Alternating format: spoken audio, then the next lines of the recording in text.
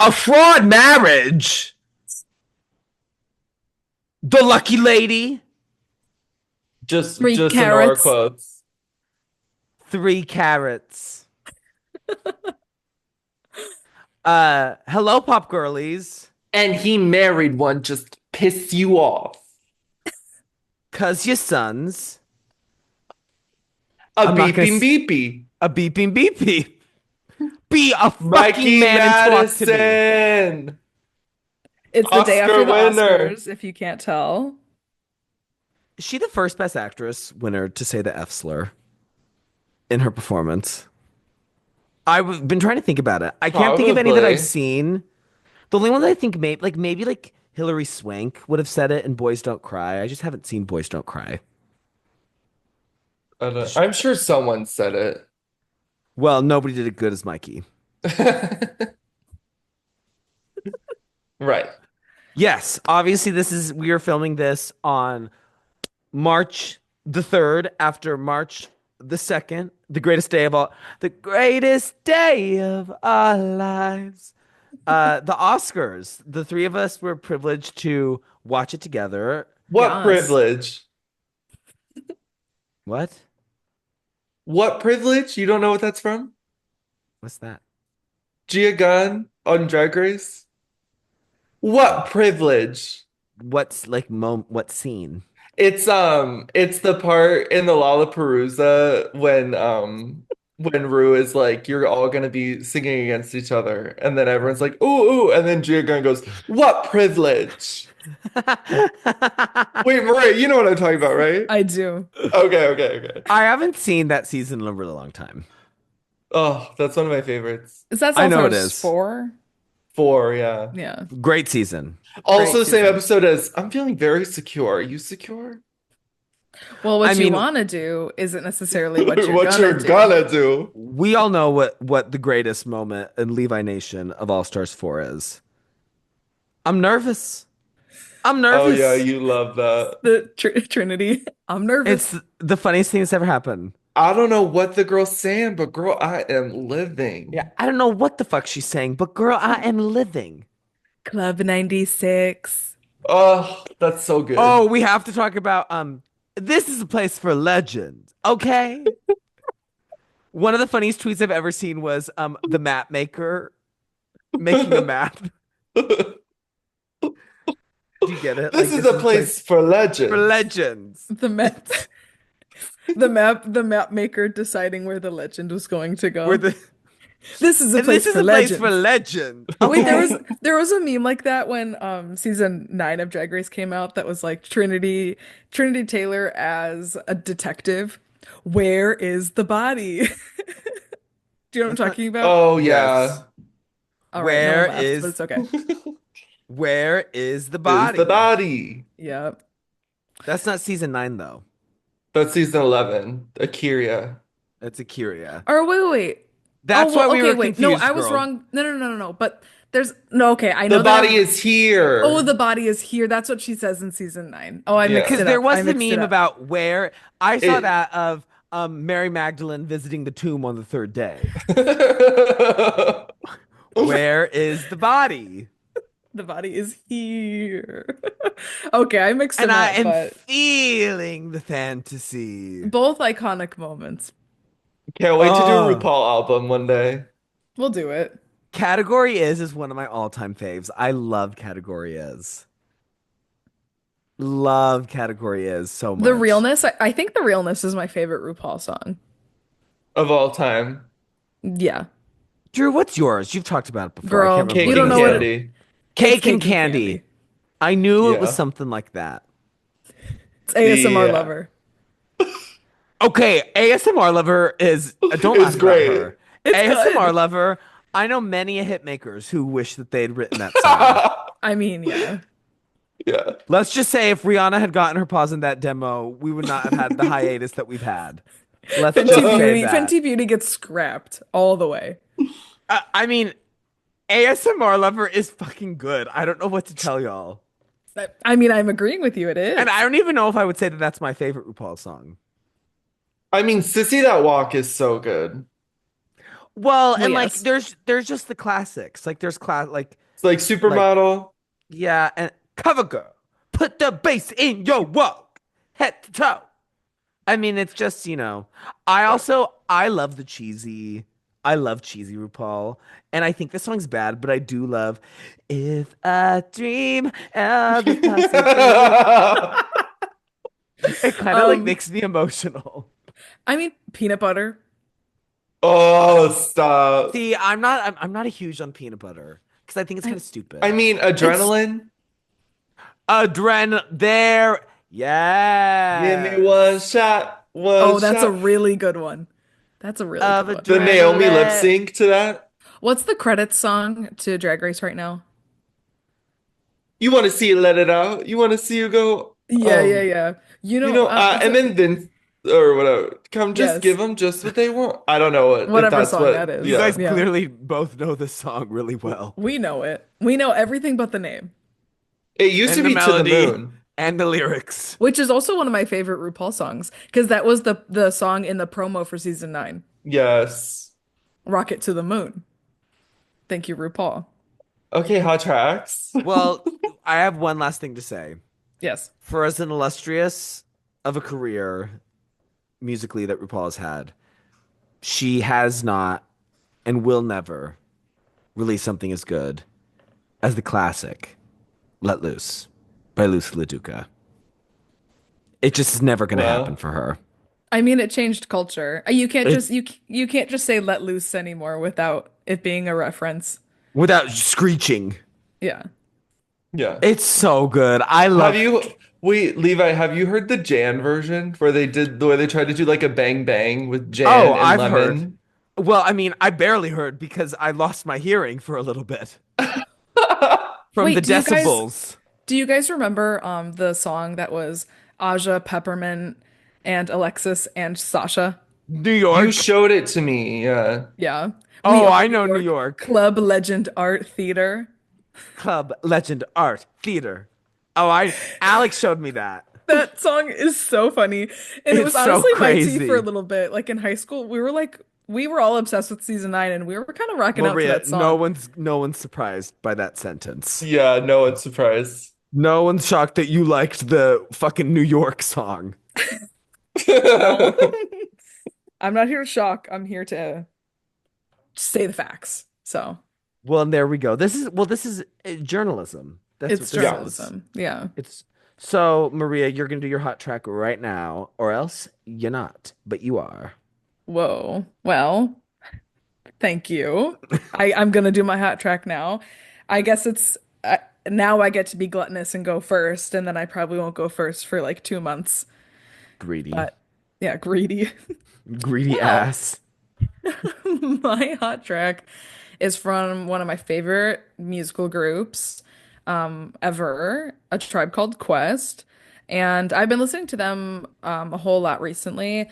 They got inducted into the Rock and Roll Hall of Fame last year, and I didn't watch the ceremony until like a couple weeks ago, and I just started listening to their music again. But I am going to have my hot track be their song called Electric Relaxation off their third album. It's a really great song. And I brought it up in our group chat a couple weeks ago because the intro of it is very, very similar to Human Nature by the Queen Honey Madonna. And And I'm not sorry. it's like the express yourself, don't repress yourself in Human Nature. And I then in listened this to it, song, but I can't remember it. I'm sorry. yeah. Well, that's okay. Well, the intros are like shockingly, shockingly similar. And they Well, came what out came a out year first? apart from Madonna. Oh, A Tribe Called Copycat. Yeah, I know. And I looked it up to see if it was like a cited interpolation or anything, and couldn't find anything. So that's kind of tea. But it's a great song, one of my favorite groups ever. So highly recommend you take a listen. One of my favorite albums of all time is The Low End Theory by Tribe Called Quest, which is the album that came out before the one that this song is on, but highly, highly recommend. Some of my favorite music ever. Some nice boom bap, 90s R&B, rap, all of that. Boom bap. Boom bap, that's like that's an actual like subgenre of of It rap. is? I So thought you were just making noises. no, that's real. Look up boom bap. That's real. Oh, more you know. Yeah. So Drew, do you want to go next? Yeah, I have been really in my Sabrina Carpenter bag. Um, I I've been actually been listening to a lot of emails I can't send. Um, and so I wanted to pick uh my favorite that I've kind of been listening to today. I haven't honestly been really listening to this album as a full album like ever. Like I usually only listen to my favorites, but today I probably listened to the whole album like probably 3 or 4 times. Um, but my favorite is the closer of like the not the emails I can't send forward, but just the normal standard version. And it's called Decode. And I love that one. It's one of my like new favorite closers. Like I was telling Levi about this, but yeah, I am obsessed with it. Like, this whole album kind of about her trying to figure out what's going on with this kind of unreciprocated love, and then the closer just being like, actually, there's nothing to decode. Like, he's just not for me. Like, it's kind of just like the craziest thing. And it goes Sweet. really well into short and sweet too, I think. Like her mindset on both of the albums are so different, and I think that's really cool. So, yeah. Love. Well, I'm excited to do a full listen of that because I haven't heard the full Yeah. thing because I'm sure we'll talk about it. Yeah, Um, yeah. I would love to do this one for later down the line. Maybe if Sabrina does something crazy in culture that we can then bring relevance to emails I can't send. That would be cool. yes. Love it. Levi? Well, my hot track is I have to do it. It is Take That.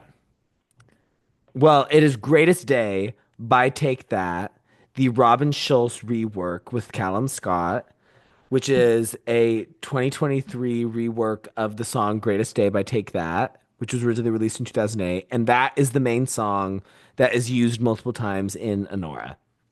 Uh, Listeners, Pop Girly Nation, we're going to become film Girlies Nation for a second because my favorite movie never wins Best Picture. For as long as I've been alive, it happened one time with Parasite, but I hadn't seen Parasite at the time of the Academy Awards, so I couldn't rejoice in the jubilation. This never happened. Drew and I, and we had a rough couple years at the beginning of this Wait, decade. Chicago? Chicago's not my favorite movie from that year. Wait, what is? Far From Heaven. Oh, Far From Heaven, Julianne Moore, Slay. Todd Haynes, Slay. Does Julianne Moore have one of those names from the film forum, like a funny name? No, no, I don't. No, I don't know if she has, her but big Oscar reign was probably before forums, right? no, girl. My this forums existed that I'm on since like 2000. Oh, just kidding. Well, and she Probably won her before Oscar in Stan names, 2015. though, right? No, the names have been there the entire time. No, Whoa.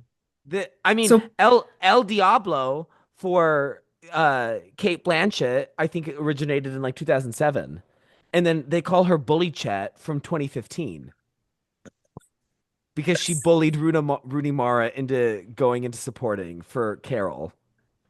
That's what that's where that comes from. No, I don't know if there's one for Alleged. Julianne okay, Moore. I was curious. That makes me wonder how long people have been saying Successica Chastain. Isn't Successica the best one? That's That the Successica's one's the so best good. best. one. Yeah. Successica. They also call her Mama. Mawma.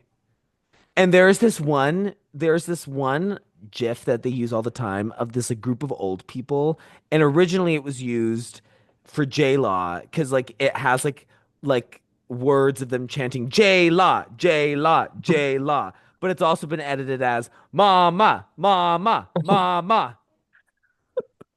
Anyways, That's everything. um, Sorry to derail, but I just no, no, had to no. ask. I'm on cloud nine. My favorite movie never wins, and it's been a good last few years of the, you know, the best actress that we want, at least for me. I mean, Andrew, Michelle Yeoh won, and then Emma Stone won, obviously last year again, which Drew and I we were both.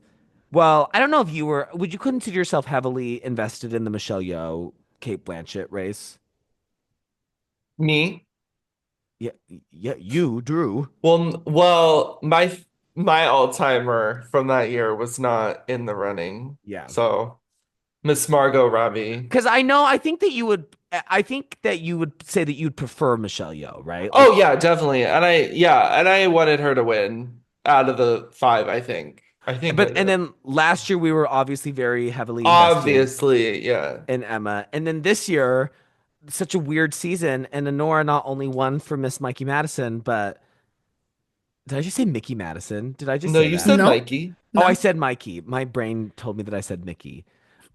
Sorry. I'm having I kind of like forgot what I was doing for a second. I like had a little bit of stroke. I kind of like forgot how to speak in like what my name was. I don't think I could tell you my social security number right now. Whoa. Anyway, well, I'm not going to test that Don't. out either. We're on the air. Don't. Uh, no, Don't do don't it. do it. Don't do it. But yeah, I'm just so deliriously happy. I had a really fun Oscars party at my apartment yesterday, and Maria and Drew were there, and some of our other really good friends were there. I did when Mikey Madison was announced as the winner for Best Actress. I did almost break my boyfriend's switch by jumping too hard and running into the TV set where it was on and knocking it over to the ground and causing a big ruckus and commotion. Um, but yeah, so I've just been on cloud nine because of the Honora sweep, and it's so funny. This song, "Greatest Day," is really such like a great encapsulation of like the euphoria of this film, which obviously like gives way to something else about like halfway through. But when I've been listening to that song all day, and I literally am taken back to the sequence in Vegas Yeah. right after they get married, and like I see it in my mind, and I feel that way. And it's first of all, it's rare for me to feel passionate about a song by a man, so let's just say that. But this song really is just it's what euphoria feels like to me. Like this really could be the greatest day of our lives. Shine light on the greatest It's days. also I love the story of Sean Baker choosing that song. He was him just What's like the story? Googling like because he was trying to edit the first sequence and he was having like such a hard time because none of the songs that he had initially thought when he was Hmm. making the movie would go with it. And then he was like, what if I like is there a song that like it's just called like Great Day or like Good Day or Great Day? And And he that's how he searched found it it. and then he put it to because he had already edited the first sequence, but he was just trying to find a song and the beat drops the before the shine on and it hit perfectly. So it's like, oh, the Was movie. when Mikey comes on Yeah. screen.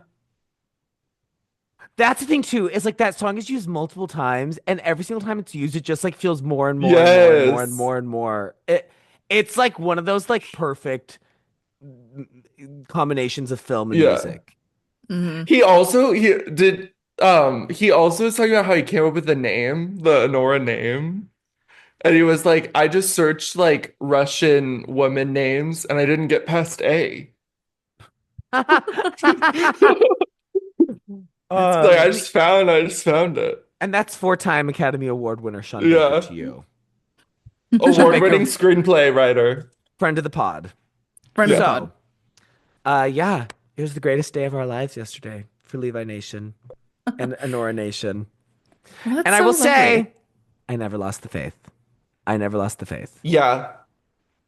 I not even after SAG, and Drew can attest. I never lost the faith after SAG. You So didn't. let's just say it's looking pretty good for me. I've predicted three out of the last three Best Actress winners, Best Actress contenders for next year. If you'd like my endorsement, which is a very important stop of the race now, you know where to contact me.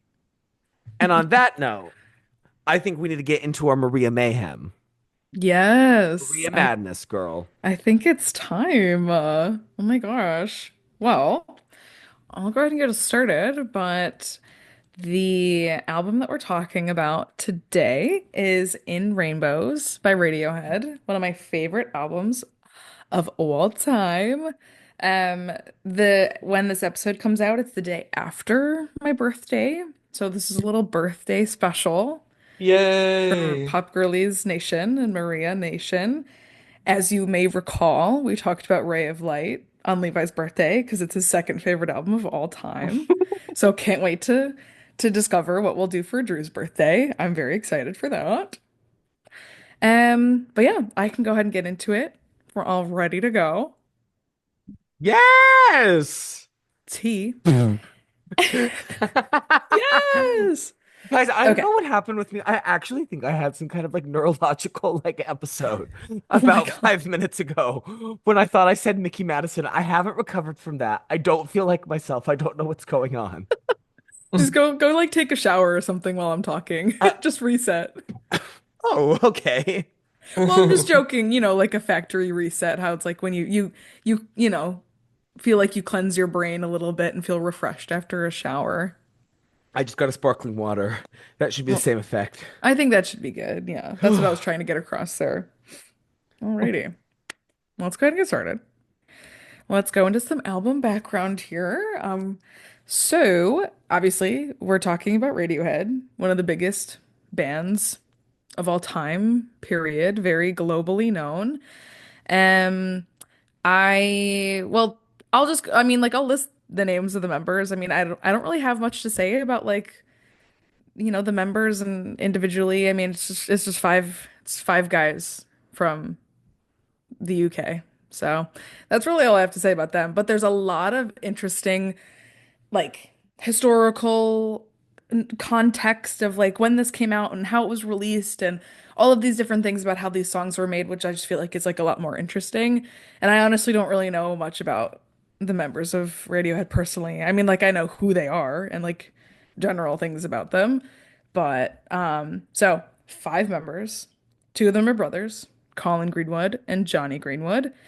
You might also recognize Johnny Greenwood's work. He does a lot of soundtracking, like scoring, and Radiohead are actually longtime collaborators with Paul Thomas Anderson, the director. He's directed some of their music videos, and Johnny scores a lot of PTA films. So, fun fact, something to note. So we have the two Greenwood brothers, Ed O'Brien, Philip Selway, and Tom York. Obviously, Tom York is the frontman and he's the most famous out of all of them. I was able to see Johnny and Tom live because they have a side project called The Smile where they tour and obviously make music with another jazz drummer. I forget his name at the moment, but I saw them headline Pitchfork Festival here in Chicago. Also RIP because they don't do it anymore. Yeah. But Wait, saw they don't do them. Pitchfork anymore? No, they announced that this is going to be the first year that they're not having it anymore. Oh, wow. I didn't know Yeah. that. What did they say So why, or is it like a lot to get I don't think into? they said like a super specific reason, but just that it like wasn't economically feasible for them to Oh, do anymore, I think. But oh, wow. Oh, kind of wow. a major loss. Super sad. But yeah, I did get to see them live though, and the music that they make under the name The Smile is super good. It's very like jazz inspired prog rock. It's good. It's kind of boomery, but I like it, and I was glad I got to see them live. I saw them like front row at the barricade because I kind of just parked at the barricade all day. So it was a super cool experience. And I also saw them the day after Beyonce, so it was a big, big weekend for me It was when the day I before. Oh, it was the day before. Yes, it was the day before. Yeah. So I saw them and then Beyonce. So it was And like then you went to the Renaissance. Renaissance. So yeah, that was like weekend to end all weekends for me. It was crazy. So yeah, so that's just like some general background. But this album, In Rainbows, was released on October 10th, 2007. It's Radiohead's seventh studio album. They released some like side little EPs and live albums in between, but if we're talking about like their main studio albums, this came after Hail to the Thief, and then we have In Rainbows, and very, very different stylistically, tonally. It's like a huge departure from what they were making beforehand, which isn't anything new to Radiohead. So we know, obviously, everyone knows Creep, and everyone's pretty familiar, I think, with how OK Computer sounds conceptually. And then they did a huge, huge departure from that when they released Kid A. and then Amnesiac is kind of supplementary songs from when they were recording Kid A, and then Hail to the Thief is like very kind of traditional-ish rock. It's a very angry album for the most part, and then this is a big departure from that as well. So, going into that, I'll also just note that this is produced by their longtime producer Nigel Godrich, and this was released actually self-released. They were in between labels, and after they released this album, they signed to XL, which they are still on. But that's like a big piece of the historical context of this is that they self-released it and released it on a pay what you want model. So you could go to their website at the time and download the album for free and just have the new Radiohead album for free. Or you could be like, Wow. I think the album's worth $5. I'll give them $5 so that I can download the album digitally. So it was like a huge, huge milestone in how people consumed music digitally since it was 2007 and streaming platforms were starting to emerge, like things like YouTube starting to get big. So just like a really interesting piece of history there. It was pretty controversial too, because I mean, it was awesome for the consumer to be like, great, I can, I don't have to go to my record store and wait in line and then buy it on vinyl for however much a vinyl would have been at the time and all of that sort of stuff. But then I know a lot of smaller artists were like, well, I'm not as big as Radiohead, one of the biggest bands in the world. I can't afford to put my music out for free or ask someone to pay $1 for my new album. I'm not going to, I can't be a profitable artist that way, or I can't make a living off of what I'm doing right now if that's the expectation moving forward for musicians. So it was a little bit of a divisive move from them, but as we know, it was kind of a short-lived period in music consumption. I feel like there was a pretty short-lived era of, okay, I'm gonna go to iTunes and buy a song for $1.29, you know? It was like that for a bit, but it wasn't, no one really does that anymore. Everyone, for the most part, has a streaming platform, streaming service, well, one or the other. And as we know, there's been a pretty big rise in physical media consumption. Vinyls are big. I feel like people are getting more into CDs and cassettes now. So obviously, it didn't, I think, have too much of an impact of like, all right, well, now I have to release my music for free because Radiohead said you should let people pay whatever they want. So again, just an interesting moment in history there that I kind of wanted to highlight. So going forward, this is one of my favorite album artworks of all time. I think it's so, so interesting, It's amazing. It's so amazing. compelling. Yeah. Another longtime collaborator of Radiohead is Stanley Donwood, who does all of their artwork. He's done all of their artwork since the Bends. And this one is really interesting. And what it is wax with paint injected into it using syringes. So that's how we see what we see. And I Oh, think it, interesting. right. Yeah. And I think it's also just so interesting that the focal point of it is like yellow. And to me, it's always looked like an egg yolk, you know? That's how I've always seen it. But I'm just so obsessed with this artwork. It was my phone background for like a year. I just love it. I love it so Well, much. and then the I mean it's for me it's the combination of the image with the text. Right. Yeah. Like I don't think I would be as mesmerized by the image if it was just the image, but like having Hmm.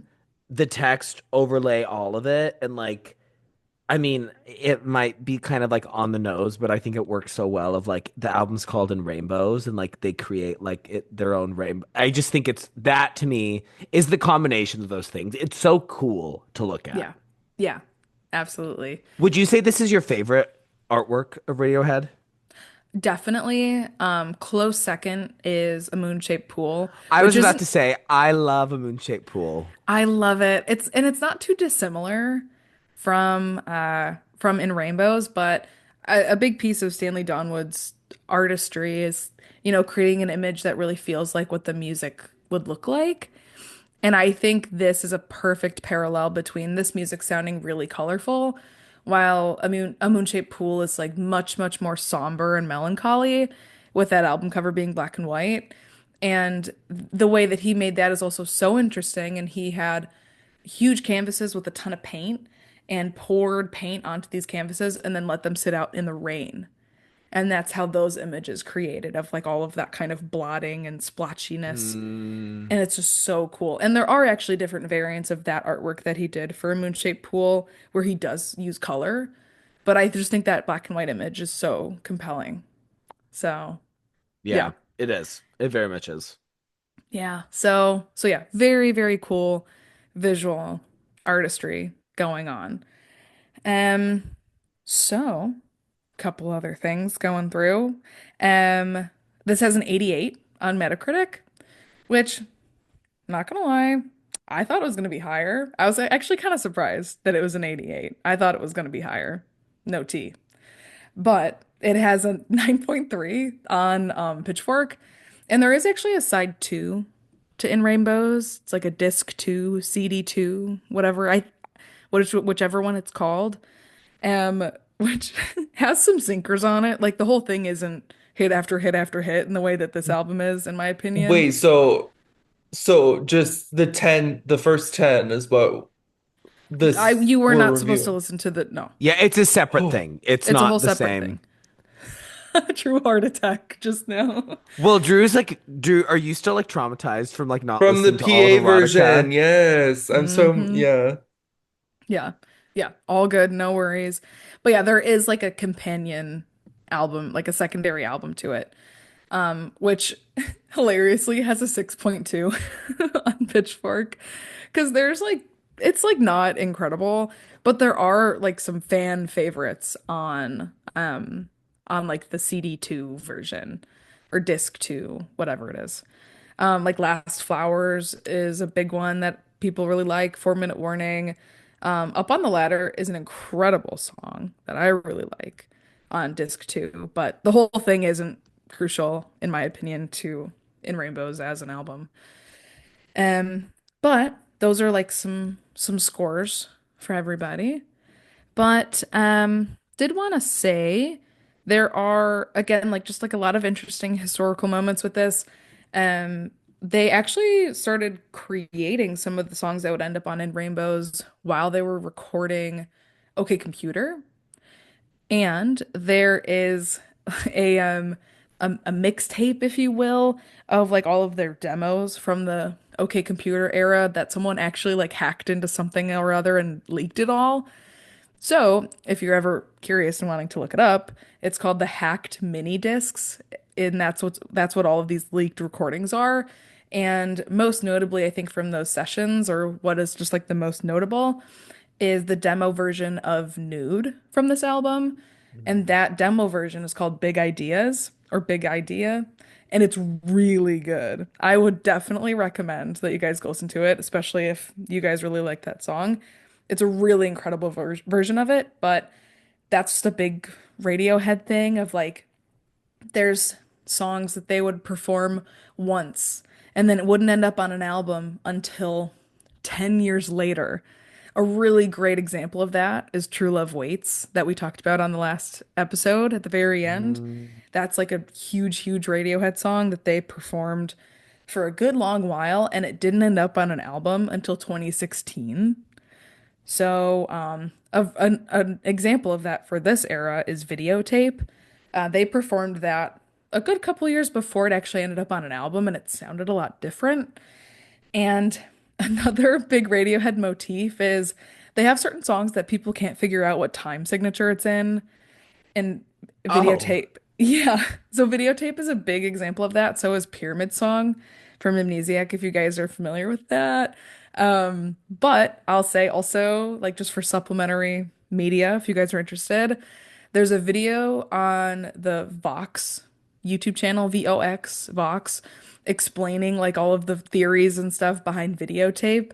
It's really interesting because that's also like a very intricate song, but that one has some debate on like how is the song even structured? What's even going on here? Because that's a song where you're like, is it is it syncopated? Are these triplets? Is this three? What even is going on here? And I think that's what's so compelling about their music, but definitely recommend that you guys take a look at that. There's also a fan theory that's called it's like 0110 that it's like a fan theory where people are like, okay, you're supposed to listen to OK Computer and In Rainbows and like you're supposed to listen to like one song after the other, like blend the albums together and whatever. So this is like the this is the fan base that we're working with here of fan theories and this actually ties into this and whatever and blah blah blah. It's all very intricate. So just want to get that out there. Hmm. There's so many incredible performances from this era too. One of my favorites is their Grammy performance of 15 Step. If you guys are familiar or maybe remember it at all. Interestingly enough, Gwyneth Paltrow introduces them, which is just like so gaggy. But they perform 15 Step with a full marching band, which I Okay, love. ladies, now let's get information. Yes, absolutely obsessed. Did So, they win any for this? Or yeah. nominated? Or I guess they had to have been if they were performing. Yeah, so they won Best Alternative Music Album and Best Boxed or Special Limited Edition Package. Oh, they won the packaging. Okay. Yeah. That's So cool. those Were are the they two that they nominated for won. anything else or?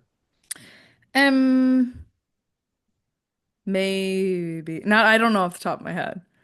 They were I'm probably looking it up. nominated for some general Continue with your field. thing. I'm looking it up right now. Yes, Levi will look it up. But yeah, they did win two. They were But not, that, this was also nominated for Album of the Year. what won? Not this. Let me Yeah. look it up. Um, uh, It's always you're just so gonna interesting. be so mad, Oh my Maria. God, what is it? Raising Sand by Robert Plant and Alison Krauss. It's the collaborative like country album between Robert Plant, obviously of Led Of Led Zeppelin, Zeppelin. and then the bluegrass country singer Alison Krauss. That is Okay. crazy. Yeah, Wow. Raising Sand beat In Rainbows by Radiohead. The Carter is it the Carter 3 or the Carter Third by Lil Wayne? I don't know if it's I don't know. 3 or the third. I don't know. Viva La Vida or Death and All His Friends by Coldplay, and You're the Gentleman by Neo. Neo got nominated for Album of the Year. Whoa. Wow. Well, that's interesting. That's kind of a weird group of That's really nominees. bizarre. That What is was a Song of the Year? What was bizarre. Song of the Year that year? I actually do know Song of the Year, I think was Viva La Vida this year. Oh, well, that's Great one. great. Yeah. Yeah. Um, yeah, so Song of the Year was Viva La Vida. Record of the Year was Please Read the Letter by Robert Plant and Alison Krauss. It that okay, this category is crazy that it beat. Please Read the Letter, that classic smash hit, beat Chasing Pavements by Adele, Viva La Vida by Coldplay, Bleeding Love by Leona Lewis, Girl. and what I think should have been an easy win, Paper Planes by MIA. Oh, are we kidding? But please read the letter. I Please, mean, Wow. you That's a great category. better read that letter, girl. that's so crazy. Oh my That God. is one of the craziest things I've ever seen in my entire life. Yeah. So I know what I'm picking for my next album. Well, I'm gonna can Mayhem and we're gonna talk about the Do you remember what it's ultimate Ultimate. called? Smash collaboration that I don't even Raising remember. Sand. Well, that's awesome. I love it. All right. So there's some Grammy tea for you. Another really incredible performance is they did this for In Rainbows and also for their album King of Limbs. Then they did these recordings called From the Basement, where they did like 45-minute sessions where they did a lot of songs from whatever album it was, but also just kind of other supplementary songs from like other albums and whatever. But the In Rainbows from the Basement recording is severely iconic and it's really good. So definitely recommend that you slap it on in the background while you're working or something. But it's really great, super duper good.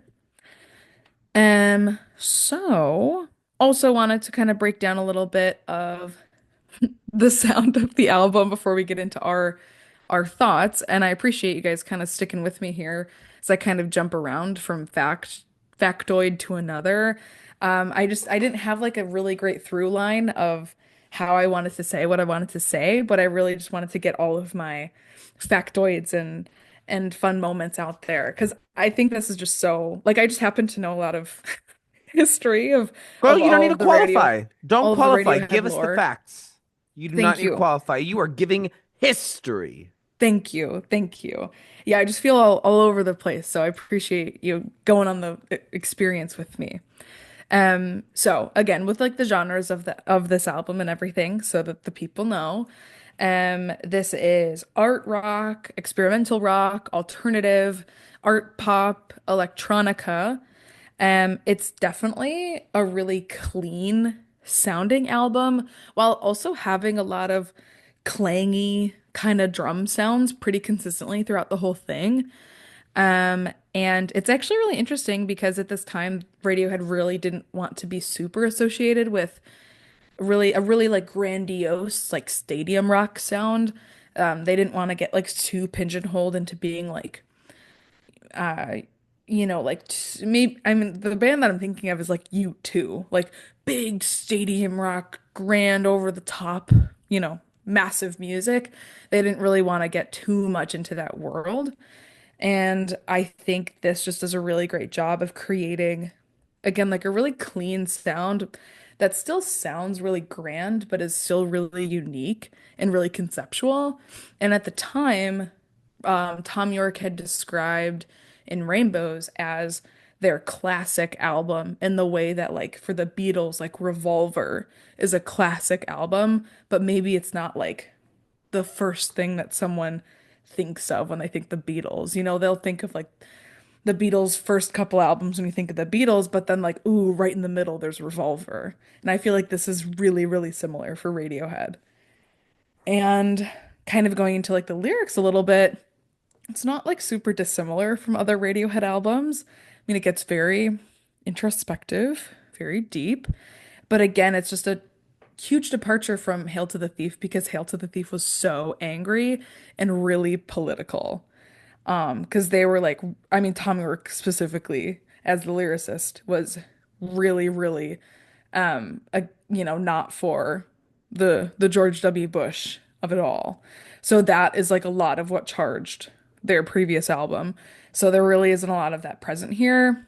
And again, yeah, just a departure, but I think I think it's an interesting mix of, kind of just like introspective. I mean, and when people talk about Radiohead, they're like, "Oh, Radiohead's depressing." And it's like, well, that's not wrong, but I don't think I don't think Radiohead is like, "Oh, if I'm listening to it, I'm sad and I'm by default depressed." I feel like there is some sense of optimism throughout the album too, and some lighter moments, but it definitely has a different feel, and I don't think they come back to this place lyrically all that much. Like everything after this point also it is kind of different lyrically. Like they don't really talk about the same stuff ever again in the rest of their catalog. But yeah, just an interesting moment. I definitely want to hear what you guys think. I'm like super, super intrigued to hear what you have to say. I feel like I don't really know what to expect. And I know this isn't the music that you guys typically listen to. So I'm just like really on pins and needles here. But again, just appreciate talking about this for my birthday and thanks for following me on my journey of fun facts and tidbits there. So yeah. Well, I I want Drew to go first. Yeah. Okay. The only thing I know about Radiohead is the iconic Katy Perry lyric about Josh Groban. Um, That's the only thing. You I don't mean, know yeah, I Creep? mean, Creep well, I only know depends. Creep because it was, I only know Creep because Maria loves it so much, the Glee You Cast never heard it version. before? Um, I feel like Creep not, is a song that like I feel like I've always known. To me, that feels like Maria, is that how no. you would describe Creep? Like I think Creep to me, Creep is like one of these songs. That's one of these songs. Yeah.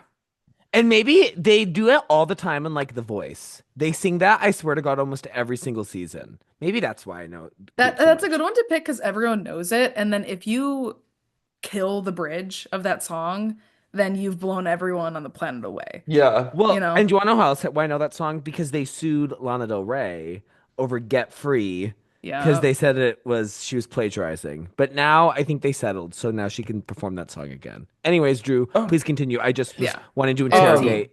yeah, I didn't know that. But yeah, I know I was not familiar with anything. I just knew how much Maria loves them, so I was excited to get into it. Um, yeah, I've listened to this 3 times now, like three and a half. Um, and yeah, I like a lot of it. It's like it was one of those things I really did not know what to expect at all. Like even like the cover, I was like, oh, this is gonna be like crazy, wild, wacky. And I didn't get that. Like I was like I was it was more digestible than I thought it was going to be. yeah. Um yeah. I really love the production. I love Tom York's voice a lot. Um and I kind of got a taste of it from the PJ Harvey review. So I knew I was gonna love his voice. I just didn't know what Radiohead was gonna sound like. But I loved like the feelings that it really takes you to like a specific kind of feel. And I love that we kind of went back and talked about like the Grammy noms for it. Yeah. Because it takes me to a similar kind of feeling that Viva La Vida did actually. Like if you would have told me that like this and Viva La Vida came out the same year, I would have been like, oh yeah, like that makes sense. It's a great, I think, timestamp from 2007 and where like the kind of alternative like lead that a lot of music had, I feel like, before like this whole like kind of pop like electronic pop kind of came in. Um, so yeah, I love, and it almost just kind of feels like a timestamp, and then like it was kind of the before the beginning of the end of like this kind of rock centered pop that I feel like we're very nostalgic for. For some reason, it made me think a lot. It made me when I listened to it on the bus this morning on my way to work, and it made me think a lot about like specifically when I was listening to the song Faust Arp, I think. Is that Hmm. correct? Yeah. Um, it made me think about movies that made me feel like I hope I say this in a way that makes sense, but I was picturing in my head movies that made me feel nostalgic.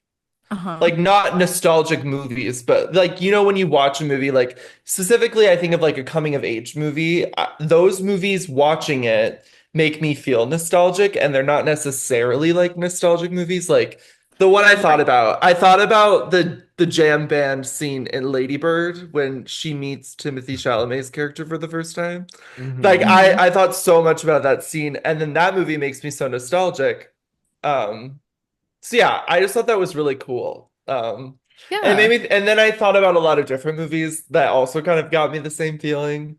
So that was really cool. I kind of loved the place it took you, and I kind of loved the journey that it goes on. Like, there's kind of this like more energetic feel in the beginning, I feel like, and then it kind of gets into a more like a little bit more emotional kind of depressed state. Um so yeah, I really loved it. I personally like I think I needed a little more lore to get into like the lyrics of it. I think just a little bit more. Yeah. Um I don't know. Would you like say that it's a very lyrical focused album, or is there music like not as much lyrical as like because obviously the production's so great and the vocals are so great, but Yeah, I would say. I would say yeah. I mean, Yeah. there's a lot behind what's being said in their Yeah. music. Pretty. I mean, if it's not political, then it's like pretty introspective. Yeah. Um, and obviously this is one of those more like introspective moments, but Yeah. I definitely think, I mean, I don't think it requires you to go in and listen or like read up on what's going on to enjoy and be present Yeah. and understand. But I definitely think it gets easier if you're like, let me check out like some Genius annotations or like what have you." Yeah, and I did that Um, for most of them. yeah, Um, just because I feel like it adds more to the experience, and especially because we only get such a limited time before we like have to talk about it. But right. um Drew, yeah, I I know did the I exact same really thing. I had Genius open the first time I yeah, listened to it. Yeah. yeah. Um but yeah, I had a really good time listening to this. The one thing I will unfortunately have to disagree with both of you on, I do not like the cover. Oh, It's it's too like is it too artsy fartsy for you? no, I don't it's not artsy fartsy. It's too much like I downloaded this thing from like it's too much like when you are trying to get like a Google image for a project and then you get it and then you download it to your computer and then it shows up all like weird and like pixely and not as the quality as you want it. That's kind of how it feels like for me, unfortunately. Um, yeah, sorry. Uh, Yeah, no, I was not. But I also am like I I was hopeful that in you explaining what more of what the album would be like, I was like, oh well, there's gonna obviously be something about this cover that explains the whole thing and it's gonna tie it all together and it's gonna like make all of this sense and then I'm gonna have to be obsessed with it. But it just like is a painting, right? no, it's not a painting. Like no, sorry, the wax kind of art Right. collage thing. Yeah. Well, yes. Well, that's yeah. Yeah. Well, Yeah, I okay. Well, wasn't I have living, but well, I respect that it's not your tea for sure.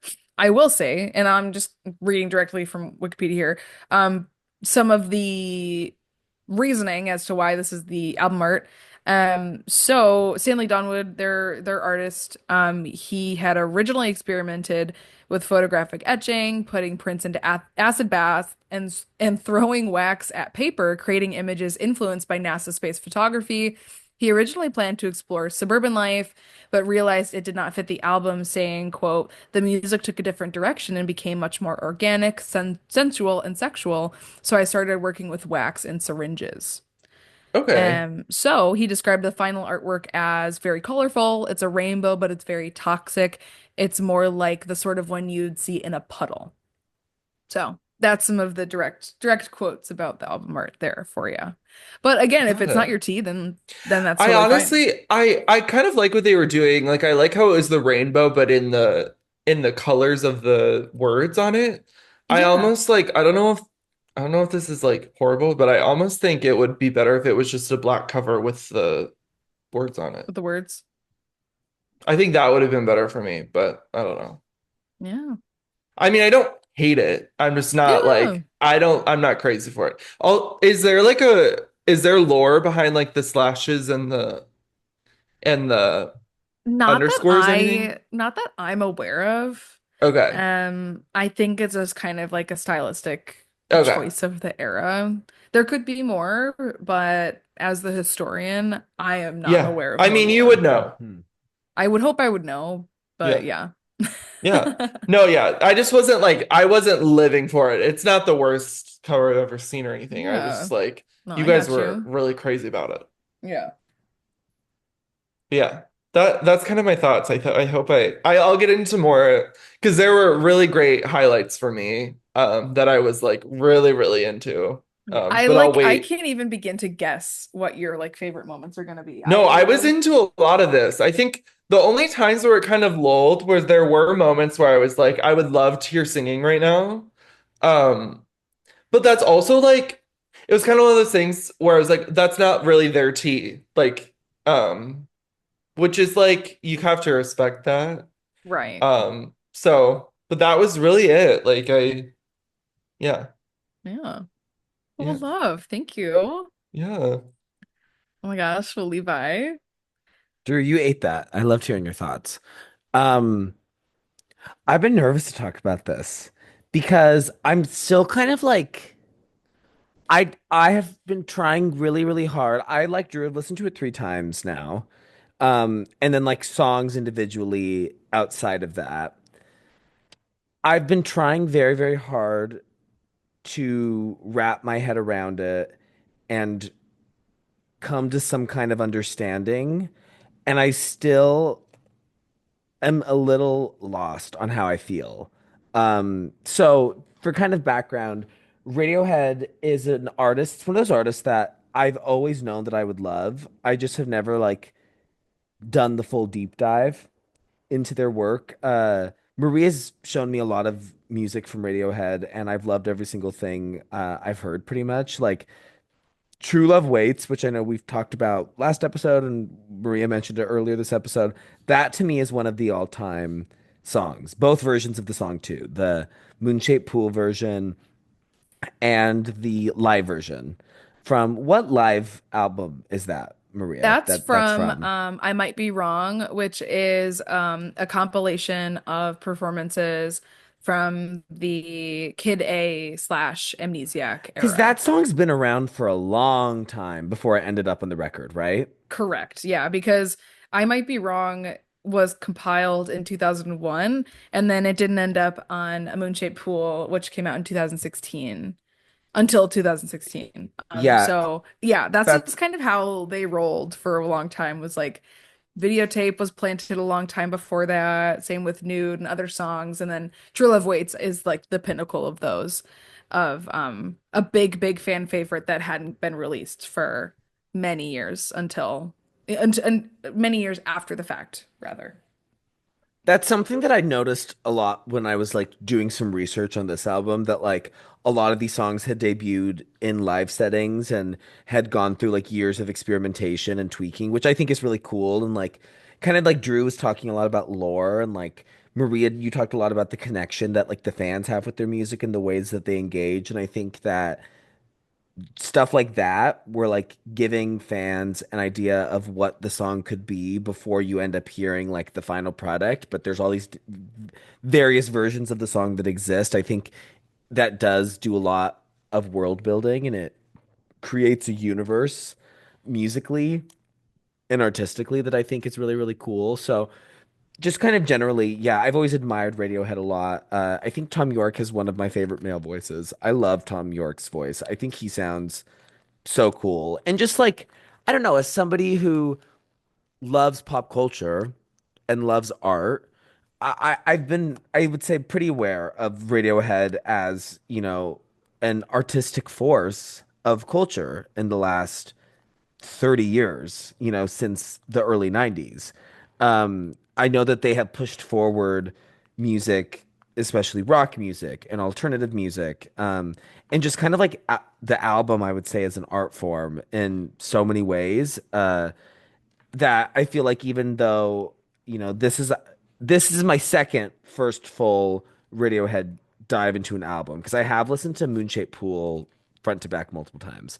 Um, but so even though like I would say I'm very much a novice and new to the Radiohead world, I think I understand a lot of the significance as much as I can, not having heard a lot of their music.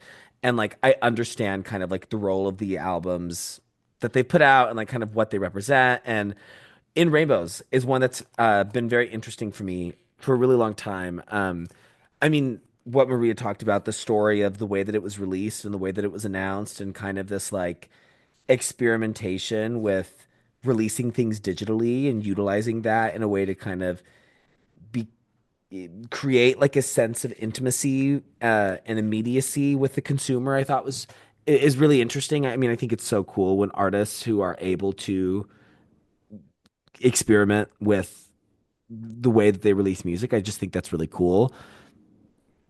And I knew the kind of like evolution from their last record to this record being, less political, more kind of personal.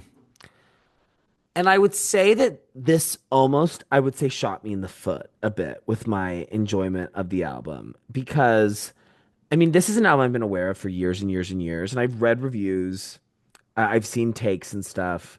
And I read reviews knowing that we were doing it on the podcast before I listened to the full thing. And I think that maybe it's because rock music is not my home, that like I would say my ideas of what certain words mean in relationship to rock music is different. But I when I have read about people talking about this record, whether it be the artists themselves or fans or critics, words like beautiful and majestic and lush are words that appear a lot. Sensual is a word that appears a lot.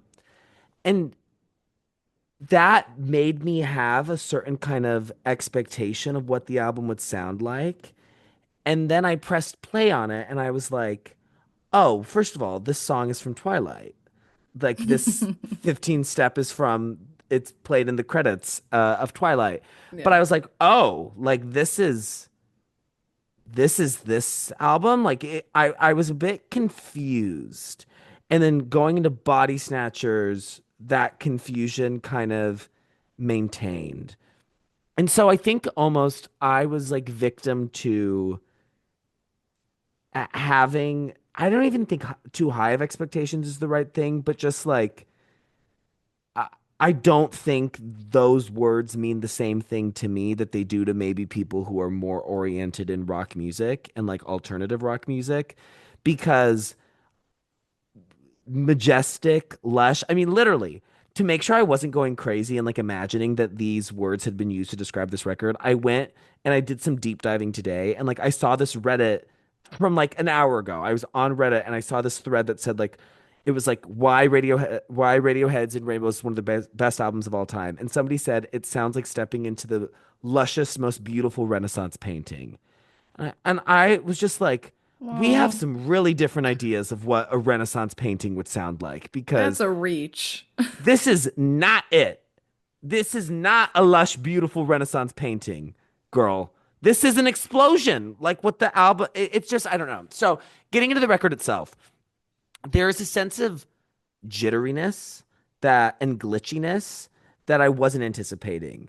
I was anticipating, I think, something more melodic and more musical. And I know, I'm sure, in comparison to like the experimentation of their previous albums, like OK Computer, all Kid A, all that. I'm sure that's the case, but it didn't give me what I thought it was going to give me. And it was also a lot more melancholy than I thought it was going to be, with a titled like In Rainbows and just kind of this, I don't know, consensus of it being an album rooted in like majesty and beauty. I was expecting something maybe more romantic and uplifting, and I was surprised by just kind of like the I felt such a sense of anxiety listening to this album and like an unease. And not in like a negative way, but just like that these are songs about being in a state of unease. And there was this quote that I found that Tom York said about the lyrics that I thought was interesting of quote, that anonymous fear thing, sitting in traffic thinking, I'm sure I'm supposed to be doing something else. Like that to him is what the album's about. And I was like, that's so interesting to me because that is not what I thought an album called In Rainbows would be about. So I guess what I'm trying to say is that I feel a bit of a disconnect between, I think, the story I'm being sold visually and conceptually versus what I'm actually hearing when I press play. That's not to say I didn't enjoy a lot of this record because I did. I thought that there were some very lovely moments on this album. I think especially for me, like the the slower song, and then maybe this is just a personal taste thing because I thought like the slower songs, maybe the ones that leaned a bit more into like melody and like a sense of like melodic lushness. Those ones I think worked a bit more for me than like the glitchiness of some of the more up tempos and the scratchiness of some of the more up tempos. Honestly, and I don't know why this song is in my head. So for me, this album feels like it feels like it must have inspired the song Lonely Boy by the Black Eyed Peas. The Black Eyed Peas, the Black Keys, Jesus Christ. Do you guys know Lonely Boy? Oh yeah. I'm No, a I don't know lonely that song. boy. I'm a lonely boy. I The got a love to whoa, keep whoa, me oh, waiting. I got a I got a love that love that keep keeps me me waiting. waiting. Um, when I pressed play, I was like, oh my God, why does this all sound to me like Lonely Boy by the Black Keys? Which, first of all, is such a fucking random thing for me I don't think I've thought about that song in years, but I don't know why, and couldn't tell you why that was the touch point that I had. Maybe that just kind of shows how much I know about rock music. Um, so yeah, I don't know. I'm feeling a bit disappointed because I really wanted to like just universally love it, and I wanted to be like, this is amazing, masterpiece, because I know for so many people that's what this record is, and I wanted to be able to like connect with you, Maria, on that. Uh, I just I was not living for it the way that I really wanted to be. And I'm wondering if something I was thinking a lot about when I was listening to it, especially today when I was re-listening to it in preparation for talking about it. I wonder because I really want to listen to all of Radiohead's music and their full discography. And so I wonder if like my understanding of the record will change once I have it in context. And once I know, okay, this is where this album came from, and like once I'm able to place it in connection to Hail to the Thief and everything that came before, because I read a lot of reviews and I saw kind of a common through line of that this was kind of like a return to the more like maybe like straightforward, accessible songwriting of something like The Bends. And I wonder if like having heard all of those albums, I would be able to like make sense of it and like something that maybe for me right now doesn't seem like a beautiful, lush Renaissance painting, maybe would become a little bit more like that. So I don't know. I feel bad because I wanted to just be like, this was gag in gag bows, but that's just not where I'm at right now. Wait, Levi, can I ask you something? Yeah, From of course. from listening, because this is something that I kind of felt. And maybe Maria is gonna like regret this, but like from I went into it thinking like, oh, like this might be a little similar to PJ, which we obviously both like were ascending to. And obviously Tom York is on the PJ album. On And my I was favorite like, oh, song on the PJ maybe album. it'll Yeah. be like maybe it'll be something similar or in that world. And it really isn't at all. It's not. No, it's not. And I kind of went in with a little like I obviously knew it wasn't going to be the same, obviously two different artists, but I was like, oh, well they came in similar times, and they obviously are some sort of influences to each other. And it's not similar at all. No, I was thinking Um, about Miss PJ listening to this because okay. I I wondered was if you thinking thought that about too. because I was no, Drew, it's the exact same thing. I was thinking about how much I was fucking ascending my ass off to the stories Yeah. girl in the city and in the sea. The And stories. Mama, the stories from the rainbow did not do it for me the way that those stories from the damn city and the damn sea did. Yeah. I'll also say like kind of resonating with what you're saying, Levi, of like more like digestible Radiohead projects and whatnot. I would say my assessment is that Radiohead basically departs from traditional song structure from Kid A onward. Like you get pretty traditional song structure on Pablo Honey and The Bends and OK Computer. And then after that, they basically paved their own path for the rest of the music that they make. I mean, obviously, there is like semblance of song structure. Like it's not completely nowhere to be But found from that but point it's onward, very far but from like a yeah, it's verse, very chorus, not bridge, that chorus. anymore. Yeah. Yeah, so yeah. And I think combined with kind of what Drew was talking about, like Drew, I understood where you were coming from when you were like, is there lore to the lyrics of like because I think that he is. It almost feels like this is like the musical version of like pointillism to me, like point that style of art where everything is made from little dots and points, and then like you step away, and then like it becomes something that makes sense. But like when Uh-huh. close up, everything is just little dots. Like to me, there's just an abstract way that like the lyrics are being written where I can look at them and be like, these are very interesting phrases, and these are interesting words together, and like. I can see connections. Like something I noticed a lot was like there was a lot of talk about the ocean in the album. Like I feel like he's using Yes. imagery of like shores and water and just kind of I mean, there's the Miss Fishes, which I will be getting into Miss Fishes because, well, I like the fishes. Let's just say Say that. that. Uh but then that wasn't and that, I guess that was another thing too because I look at the album cover and I'm like, I don't think this is going to be an album about the ocean. But they fucking talk about the ocean in almost every song. They talk about that so much.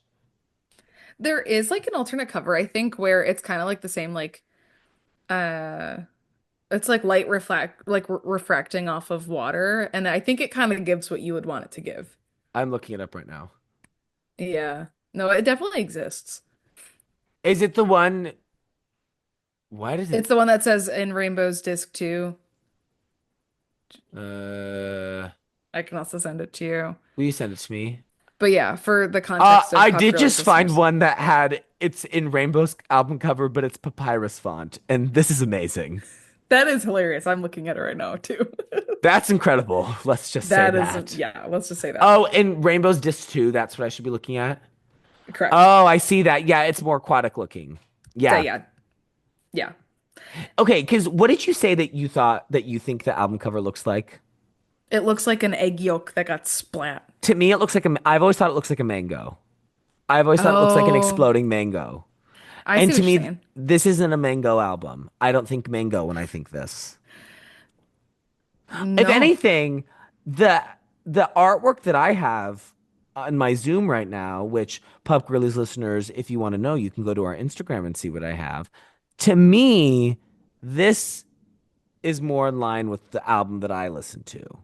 I think this and I connect this more with the music that I heard rather than Miss Mango Explosion. Hmm. And I also another thing, I and this is not criticism, this is curiosity. Maria, where does the album title come from? So, well, I honestly have an opinion on it. I am not like completely up to speed on everything of why they named it the way that they did. Um, but I kind of have like a little bit of a take on it. Well, here, let's say, quote Wikipedia. The title In Rainbows was chosen because it was open-ended and not provocative or polarizing and reflected Donwood's artwork. So, context clues, artwork came before the title, and then they created the title after seeing what he had produced. So, So really the music doesn't have like insane yeah. correlation to the title. Because I know that like the Mr. Donwood was like creating the artwork based on how the music made him feel. And then I Hmm. mean I think that's cool that like it's kind of this That like is circular cool. relationship of like the artist is giving and taking from each other. I think that's cool. Yeah. I don't Maria, do you like the title? What do you think? I Like, I love it. I love the title so much, and I think it kind of gives me a um like a almost like one of saying of like it's almost like a c'est la vie almost to me of like I feel like it's just a very coinable phrase almost of like I don't know, it just feels like kind of like a this is life kind of moment. Like a glimpse into my life looking in rainbows. Like that just feels to me, I don't know, it's hard to put into words, but that feels to me just kind of like one of those phrases that you hear that's like an unknowable thing of like that's just what it is like to be alive. Or that's just what it is to live life in rainbows. I don't know. It's just that I feel like that it's just something I feel like very deep where it's just I like, love yeah. that. I think that's beautiful. And I love like I love the title as like a phrase. I love the phrase in rainbows and I love Yeah. the feeling that it conjures up. I guess maybe my disconnect is when I hear that phrase and the way that it makes me feel, and it's a very evocative phrase, so it really kind of provokes something in me on a very emotional level. I don't hear this album. Like when hear In Rainbows and I think about what that means to me, I don't end up with the record that I listen to. And maybe this is just me not knowing how to listen to rock music. I don't know if this is just like me No. maybe being used to being spoon-fed a bit more. I No, I don't mean, I know. don't think I wouldn't impose on either of you that it's like skill issue, you don't get it.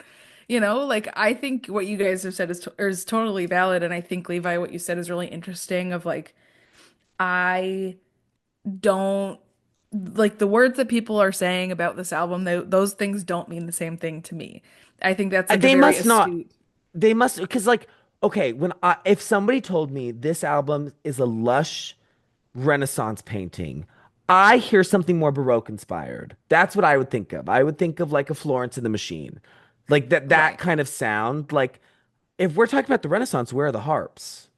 Where are the harps? We're not Right. glitching out in the Renaissance.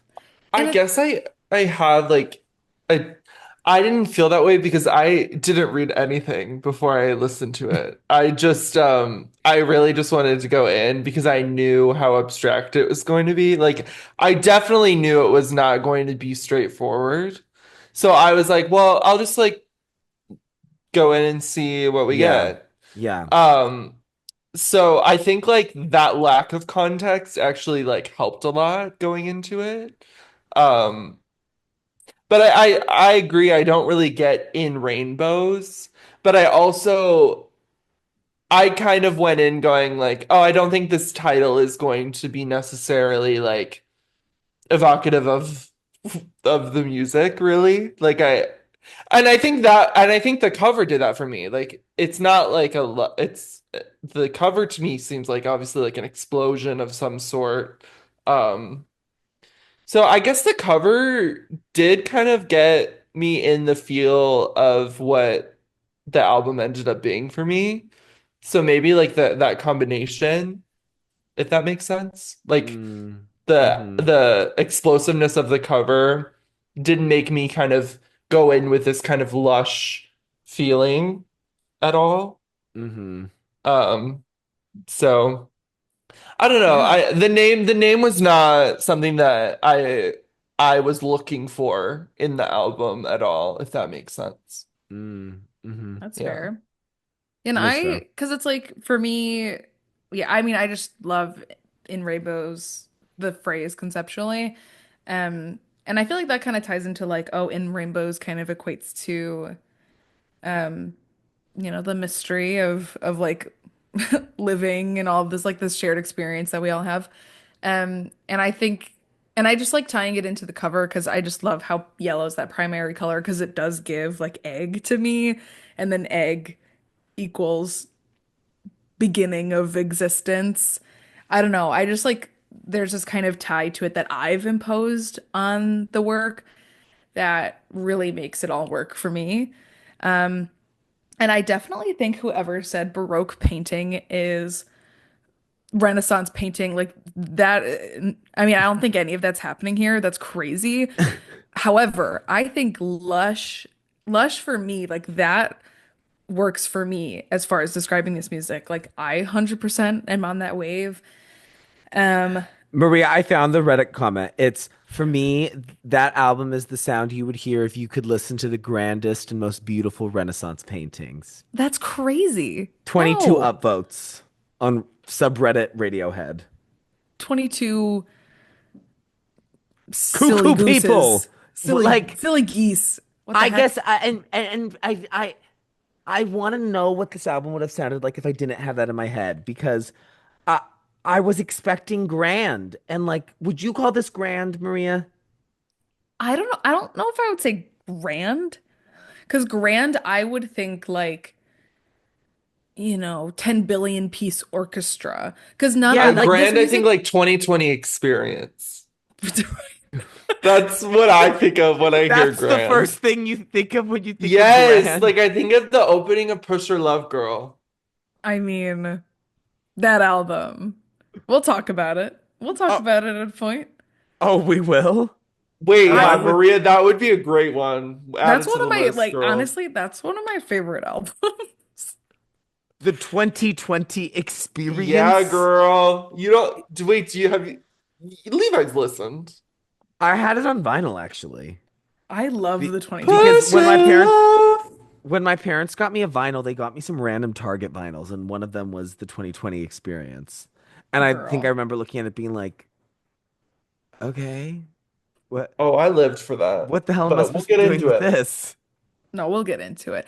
But yeah, I wouldn't describe this as grand because I think if we're talking about grand, we would need a lot more instruments. Like Yes, there there would need to be more depth happening here. and layers. There's no, yeah, yes. Yeah. I think it's evocative music, but that's not the same thing as like lush and grand Yeah. and And it's like when I think of majestic. this album, like when I think of the landscape that this album takes me to, it's a lot of like very sunny, green, lush fields.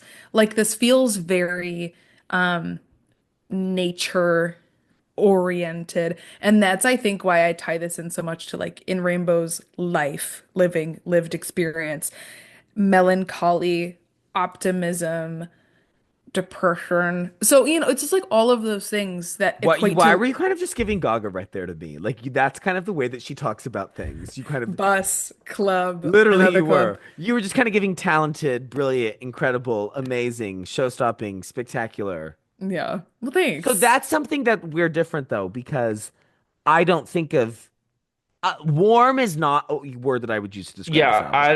I don't see that. I don't get Sure. I get more cold. To me it's a colder album.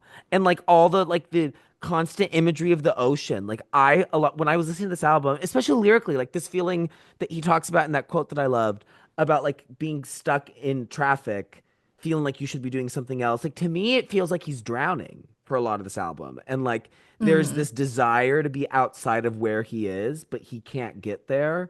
And I don't think of frolicking through fields when I think about that. I don't mm, know.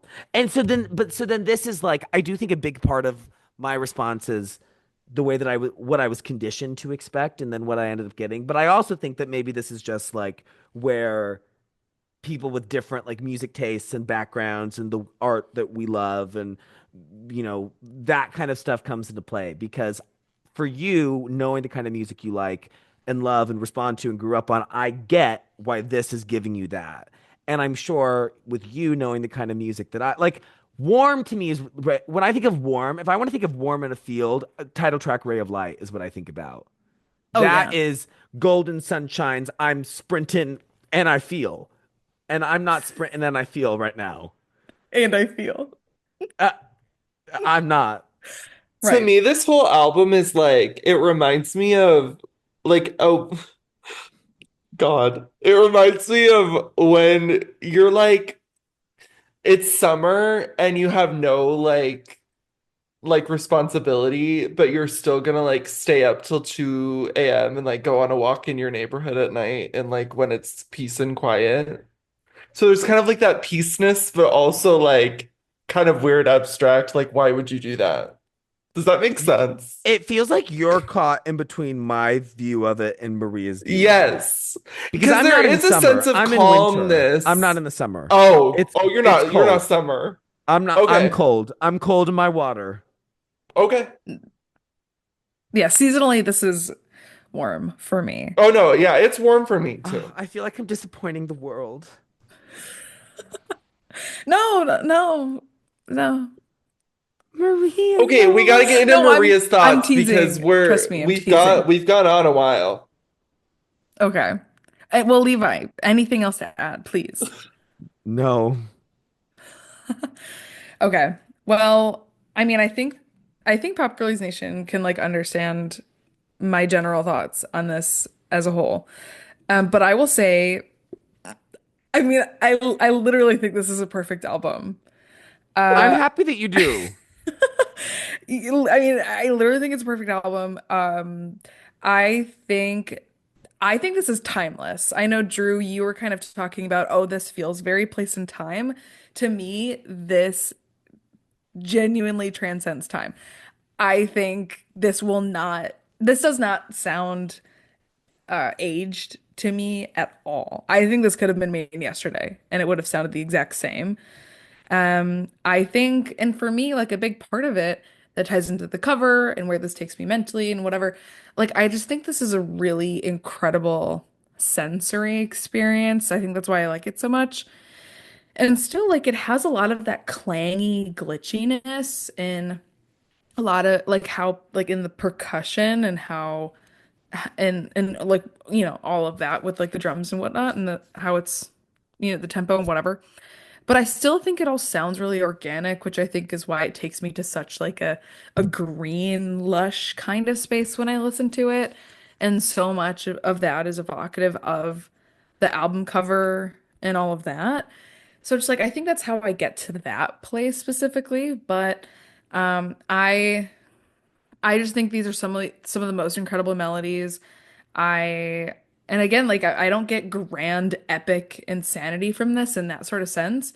But I still think the depth of this album is really incredible. Like it's not so multifaceted as like other music that they've made. I think this is a much cleaner, simple sound from what they had done previously. And I just think that that's what makes it sound so organic. I love how crispy clean all of it is. There's also, I think, a lot of interesting production choices of like some vocals are in reverse. There's some guitar riffs or like drum beats that are in reverse, like notably in Nude, like those intro vocals are in reverse. It's all very interesting. Um, yeah, I mean, obviously this is all a very interesting discussion and I'm so glad we all have different takes on it. I personally think two of the best songs of all time are on this album. And Oh Don't we'll give get them in. away. fuck. Don't give them away. Don't give them away. No, Because I I wasn't want gonna say. because No, I'm no, guessing they're no. gonna be number one and number two on Number one and your. number two. Yeah, yeah, Oh yeah, yeah, yeah. fuck. I'm scared. I'm nervous. No, I I'm genuinely think nervous. two of the best songs of all time are on this album. Could And wait? Uh-oh. Could we do Holy Trinities first? So in case one of my No, we me is gotta do one of the me first for the songs. gag. we have to do Mies first. I'll try to Ugh, keep a poker face, girl. I'm nervous. I'm I'm nervous. nervous. I'm nervous. Maria, Yeah. I want to agree with you though. I actually do agree that I think that this could be released today and it would sound the exact I do same. too. I don't think me saying that it sounded like I didn't think that time period until you said what the Oh, okay. Oh, sure. other kind of things that came out at the time. It was like, oh well that kind of makes sense. Like it No, yeah. Yeah. what No, it kind of because inspired, I guess. totally. Because I'll also think you're completely correct with how this kind of like indie rock was a big part of the mainstream and Yeah, then it kind yeah. of fell off. So no, I think you're totally right. So No, I but I think it agree like with this you. I exists think within it that context, but this is like so ahead of the curve in terms yes. of like forward thinking. I yeah. mean, A like hundred percent. me, like this is like you can just tell listening to this album that like these are artists that are operating at levels that most people don't even aspire to reach. Right. Yeah. Yeah. That's how I feel at least. Like there's just like the attention and the production, like just that alone is like Yeah. what other band of their caliber is trying to make music like this and making it successfully? Not Like Robert Plant and Alison Krauss. no, Robert Mm-mm. Kia and Allison Kia raising Kia. Did you read the Kia? Also, Chapo. Chapo. Also, something interesting, and I'm curious what you guys' opinion on this is, but I did once see someone compare the beginning of 15 Step to the beginning of Closure by It Taylor. is so closure. I Mm, yes. It is so pots and pans, house down boots. it I is pots no, and pans. that's something I thought a lot about. I hear the influence that this album had on Aaron Dessner, The National, and Bon Iver. Yeah. Absolutely hear the influence on those kind of musicians. Yeah. Yeah, because That I think a lot glitchiness, of the the skittering beats, the kind of like combination of acoustic and electronic yeah, sounds, and like the bleeps and the bloops, but like not William Orbit bleeps and bloops, the more like right. skeeps and scoops. It's not so technologic in the ray of light way, you know? No, it's a different kind of techie tech. Yeah, It's like wood absolutely. tech to me. It's like forested tech. Right. Yeah, yeah, yeah.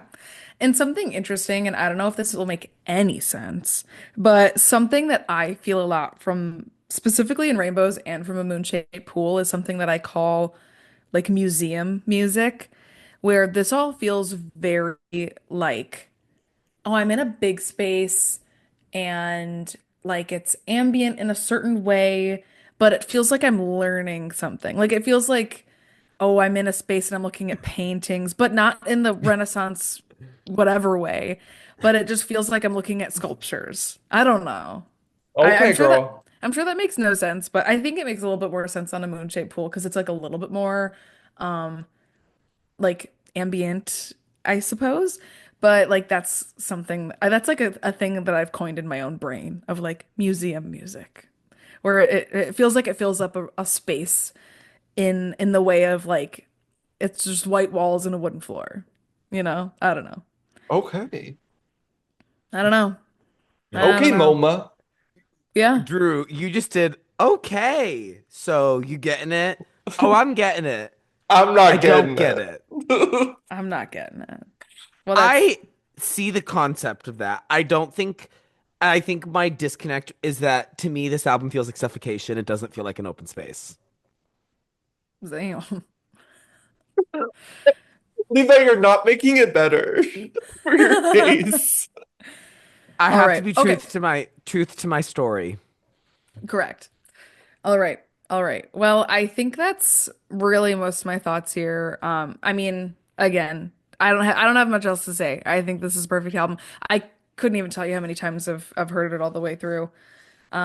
But Maria, can I ask one quick question? yeah. I know you've talked a bit about before your relationship with Radiohead. When did you listen to this album for the first time? Like, was this college? 2022.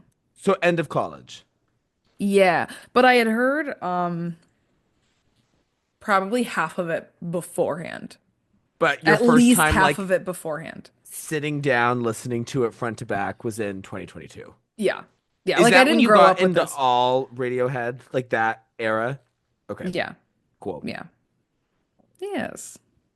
So yeah, this isn't like time garnered Maria lore Well, I mean of, that's few years, and like that's a very. yeah, It also I feel like it feels different because that's a very pivotal part of a very pivotal time in life. Like, there's yeah, when you I think when you love something during a transition moment, the importance just like deepens. So even if it hasn't been around for like 10 years, 15 years in your life, like you found this album at a very transformative period yeah, of your life. You were leaving college and entering adulthood. I mean, that's a big thing. So, uh, totally. I mean, I'm just, even if I didn't have the reaction I wanted to have to it, I'm just feel very honored that you decided to share this album with us because I know it's means so much to you. Oh, well, thank you, Levi. Oh. Well, yeah, I'm glad we got to talk about it, and we're having the conversations that no one else is having. So that's why Yeah. people listen to Pop Girlies. What other pop girlies are listening to In Rainbows? None of them. None of No. those in pop frauds. Yeah. Well, let's get into our least favorite tracks first, and then we'll get into our Holy Trinity top three favorite tracks. So, Drew, what's your me, aka Oh your least favorite gosh. track? I Let's hear really did it. not want to go first. Well, that's Uh, the order, girl. uh, I'm just gonna say it. Mine is nude. Okay. Okay. Okay. Imagine it's my number one. I I know, just that's what I I'm nervous I for. could not vibe. I just couldn't vibe with it, unfortunately. Oh, really? Yeah, I think I needed some more vocal elements. And I did not know like when I really say I didn't know what he was saying, I really like I couldn't. I couldn't figure out what he was saying vocally, like phonetically, I guess. And then I really didn't understand the lyrics. Like they were just a Mm. little too abstract for me. But yeah, that's my Amy. Alrighty. God, I'm nervous. Levi? Um, mine, my in Chapo would be Body Snatchers, which I feel like Maria likes it. Oh, I'm so Well, scared. I like every song, I know, but I feel so like this was a big one just on your reaction.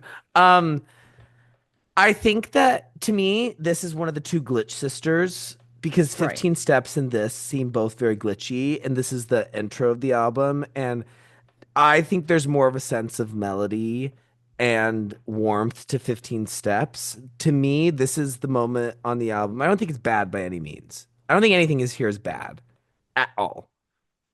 If anything, I think a lot of this is flying over my head in the rainbows above me that I don't have the ability to reach.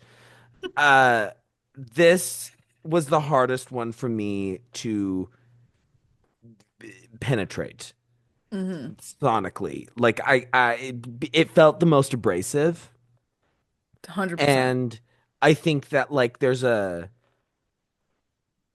it doesn't feel as inviting as the other songs, and so in my mind, it makes it stand out more. But I am sure that there's probably reasons for that. I mean, with what the lyrics are talking about, which I also kind of don't really understand, but like I can kind of get maybe ideas of what is happening. So, yeah, this wasn't my tea, but I would be open to having it become my tea. Yeah. Right. That's so fair. And it's just so, this album's really interesting because it starts in a place that it never really revisits. It doesn't at all. Like, and And so, and I think that to me, there's a bit of a disconnect there of just of like yeah. in the way that I think I respond to albums being structured. Like, it's confusing a little bit to me. You know what it kind of reminds me of as like a setup, and I really hope this like makes sense. It reminds me of the Boy Genius album, that $20 song. Because You know that how it sets it up with doesn't a very really. rock focused and it doesn't really get back there. It gets to like a really melancholy kind of state. Yeah, I think that's It fair. reminded me a lot of that, um, Mm. personally. But I love $20. Like, and I really vibed with the first two on this album, but it reminded me so much of that when I listened to it. Okay, that's what I have to say about Body Chop Ho. All right. All right. Well, I honestly am a little bit nervous because I feel like my favorite is going to be one that maybe you guys liked a lot. Or I mean, my least favorite is going to be one that you guys liked a lot. That's an assumption I have. So we'll Okay. see. But my least favorite one is Faust Arp. I feel like it's just like a little bit of a lull in the middle, and like it just doesn't give me my whole life in the way that the rest of them do. That's really it. So, Okay, we got to talk about how they name their songs. What the hell's a Faust Arp or whatever? girl, I don't. Some of these names of these songs, I'm like, even the ones I'm gagging over. What is happening? Weird fishes, arpeggi. Well, the song has arpeggios, so we know I that mean, much. is that all that it is? I think I mean, I am not I mean, the wordsmithing that's going on in their entire discography is kind of bonkers crazy. Mm. And I just, for a lot of this, I mean, like Radiohead's one of my favorite bands, but sometimes whatever they're saying, I'm like, I'm just gonna let it be. I don't need to try to reverse engineer everything that's going on, in my opinion. Like, sometimes I it's like, I don't really, what is he saying here? I'm just gonna let it be. I don't exactly go back and research every single line to figure out what he's saying. Like, I'll be real. So, Yeah. Okay. well, so Holy Drew, Trinity. it's the time for your Holy Trinity. Okay. Um, this was easy for me to pick my three highlights. My number three is House of Cards. I was really into the lyrics of this one. I really honestly I kind of just loved everything about it. Um, Oh, my number two which is really close second to my number one. But my number two is Jigsaw Falling Into Place. Hmm. Love, loved it. Um, Did you guys watch any of these music videos also? Question. no. No.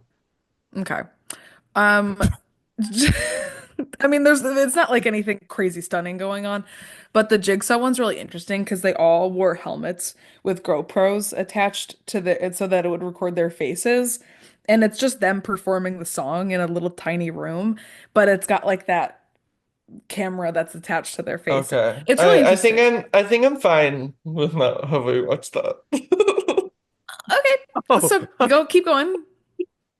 Um, my God. I don't like music videos like that.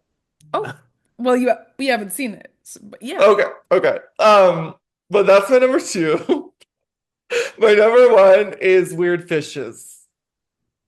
It's Weird I Fishes. fucked with that really hard. It was Hmm. so great. Yes, ma'am. And that's the only one I'd seen that title. You must have put it on a playlist or something because I had seen that title before and I was like, the fuck is that? And then I was like, I know what the fuck that is now, you know? Gag City. Gag City, girl. That Yeah. has to be your top. We'll see. Okay. Girl. Levi. So my three, there was a few contenders, and I think I'm gonna go with the one that struck me first. My three, I think, is Nude, actually. So sorry to Drew. Uh, I found it, and maybe it's because it's the first thing that's not glitchy, gritchy. But I really liked the build of the song. I really liked the melody of it. I liked the atmosphere, the mood. I think the ones that I picked for my top three are the ones that gave me the most of what I was kind of thinking I was getting myself into. Hmm. Um, and yeah, it just Radiohead, I think when they're at their best, they have this way of creating an atmosphere that nobody else really can. And I just really felt lost in Miss Nude. So loved her. My number two is Weird Fishes. These weird fishes. The weird Girl, they're weird. these gag fishes. I mean, I love the weird fishes. I love the imagery in the song. I love the sprawling kind of quality that it has. I love where it comes in the album. Uh yeah, I just found it so striking and such like a peculiar, almost lunar little oddity. I thought it was really, really, really great. And then my number one, easily, second that it started, I knew this would be my number one videotape. Oh. I found videotape to be so profoundly moving. I got emotional when I was listening to it. This idea of being at the pearly gates of heaven and like looking back in your life and like I mean, kind of, Maria, you've talked so much about like in rainbows to you that as a phrase just feels like life. Like that's a way to live life, almost like a philosophical approach to like how one can conduct their own life. And the way that well, and Tom York specifically is wrestling and navigating with his own mortality in this song in such like a beautiful, truly beautiful way. I think his voice sounds incredible. And the piano, like it's just, it was easy highlight. And Hmm. let me just say, out of the two Radiohead albums I've listened to, they know how to close an album. They know how Oh, to close a yeah. thread. 100%. Like this and True Love Waits are album closers. Are you kidding me? Their album closers are so incredible. Like I don't know if you've ever heard I mean probably not, but The Tourist off of OK Computer, which is the last Mm-mm. song on that I don't know album that is song. so so good. I mean, I'm guessing Um I love it because I love both of these songs. yeah, Blowout from Pablo Honey is like one of the only other like listenable songs off of that album other than Creep, and it's so good. Oh, really? Do people not like that album? It's like kind of whatever. Really? Like, yeah. I mean, Creep obviously is like a huge, gigantic cultural moment, period. Some of these other ones are just like, okay, girl, whatever. Um, there's probably like three other songs of note other than Creep. Wow. Um, Street Spirit off of the Bends is such an incredible closer. Um, Kid A actually ends on an instrumental track. Um, Amnesiac is like kind of whatever. Yeah, I mean, I could go on, but like that's a very I'm glad you made that observation because that's so true. Yay. That's so true. Good. Yeah, love videotape. Love videotape so much. Yeah. Easy lock. Well, T, I'm really glad that you liked that one. Okay. Well, I'll do mine now. So my number three is 15 Step. Okay, we're safe. Uh-huh. Oh, I think Body Snatchers is gonna be your number one. I'm so scared. Girl. Okay, so 15 Step 3. I love that song so much. And I had for when I listened to this, had forgotten that it was in Twilight. So then when we watched Twilight, I was like, oh yeah, I forgot that this was in there. And it's such a treat because I think it's kind of out of place as the credit song for Twilight. I'm like, why is this here? Whatever. But I think it's hilarious that it's in Twilight, and I love that song so much.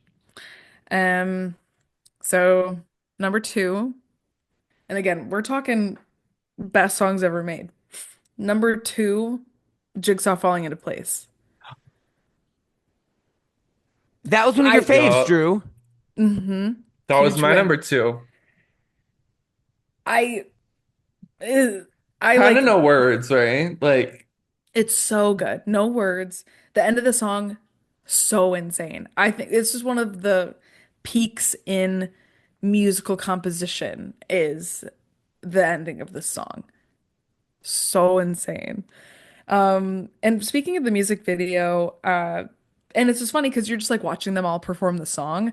And something that's kind of a rarity is to see, unless your drummer also provides vocals, like you don't typically see your drummer like singing along with the songs as the band's performing them. Like usually a drummer is kind of like a stoic character in the back and he's just doing whatever he's doing or, whatever they're doing on the drums.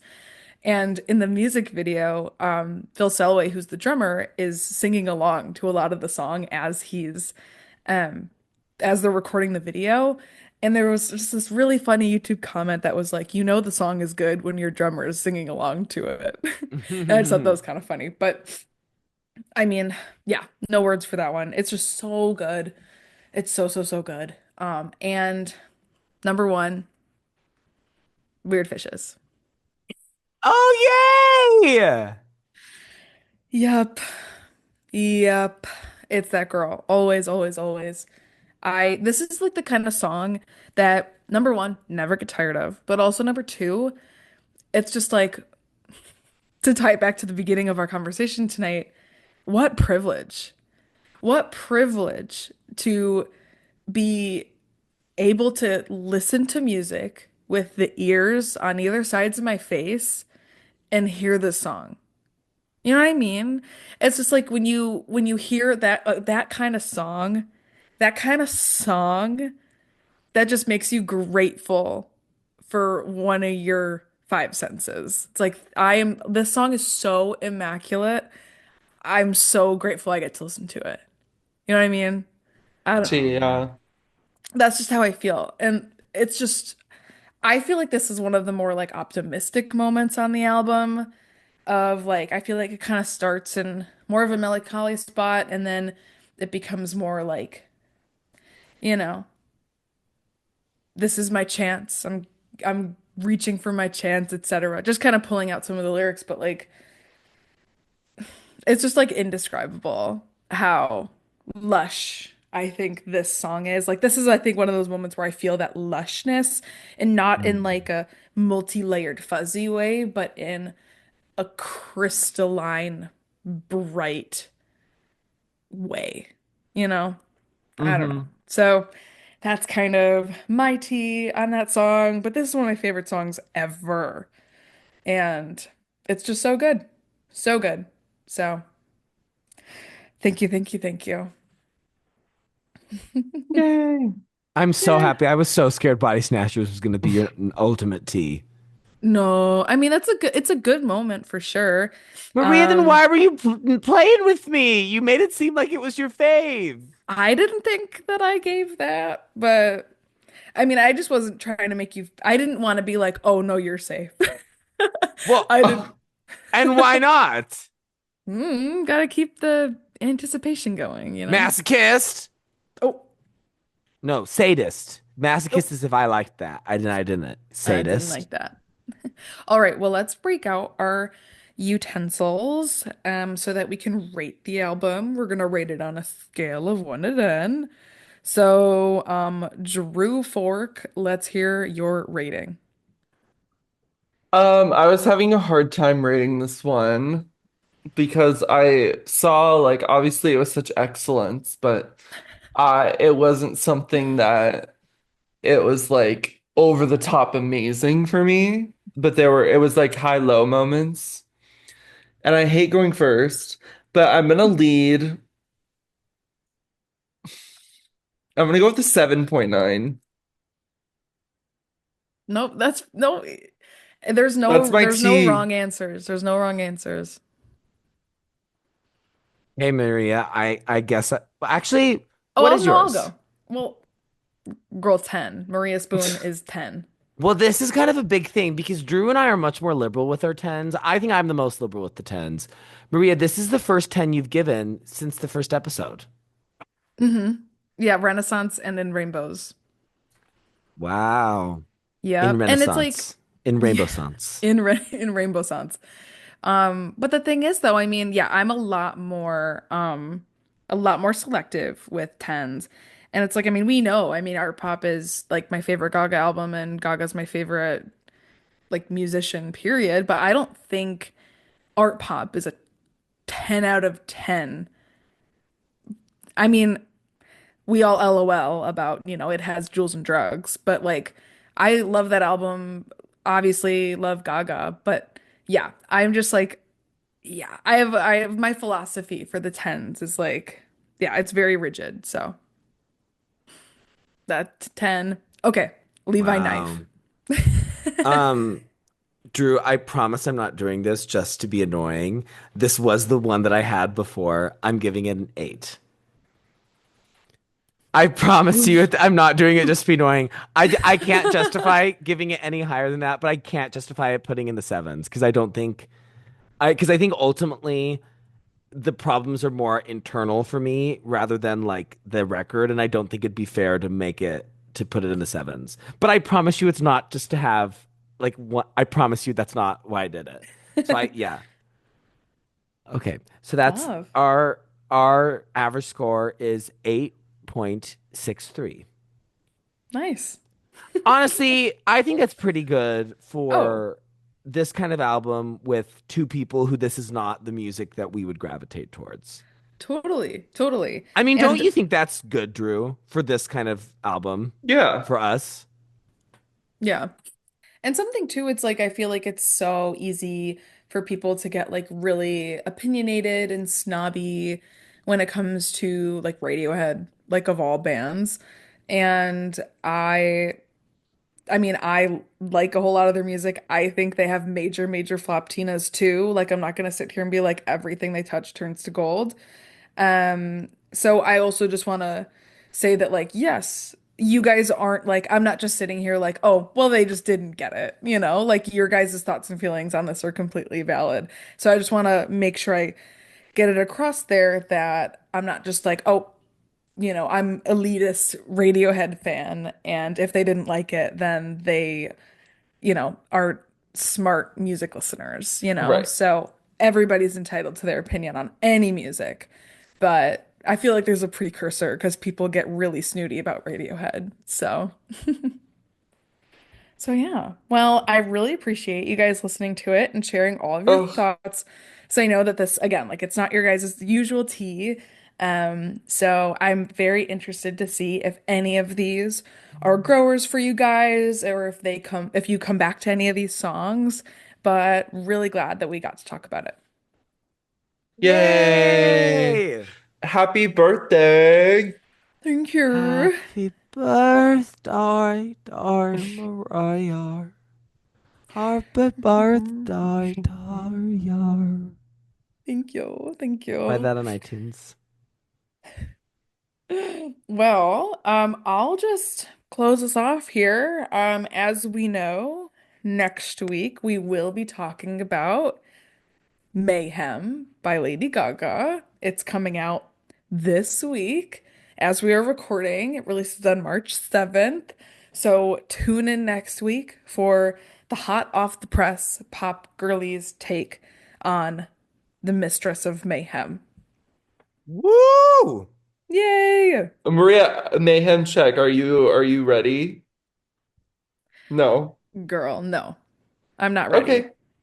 Also, just I need to announce this because I had a major win, as Drew and Levi know, but I did secure a signed CD, and it's my first signed Gaga anything, and I can't believe I was able to Yay! buy it and slay. I can't wait for it to come in the mail. This is very special for me. Yay! All right, Oh my slay. God. All right. The next time we talk, LG7 will be here. LG7 is Lesbian being gay. born. LG. Well, wait, that's such a funny tweet moment between Drew and I because Lady Gaga did like a radio show thing where she introduces herself. She like they were playing Disease and she's like, "Hey, it's LG. Thanks for tuning in to whatever radio station to listen to Disease." And then one of the replies on the tweet that like announced that she had this little spot on the radio was like, "LG, lesbian gay." So funny. That's great. Yeah. Fun. All So right. I want to Okay. talk I'm about or next week, LG. Tune in. Thank you. I'm gonna go. I'm gonna I'm go. I'm gonna go I reckoner. I'm gonna go eat some food. Reckoner. I hardly know her. Well, I'm gonna go build my house of cards. Well, you know what's so crazy? I'm gonna go take my 15 steps to snatch some bodies. I'm Play gonna the go get videotape. I'm gonna go get eaten by the worms. That's Uh, all I need. All and right. guess what? I've done this whole podcast nude. Bye, pop girlies. Bye. Shanti.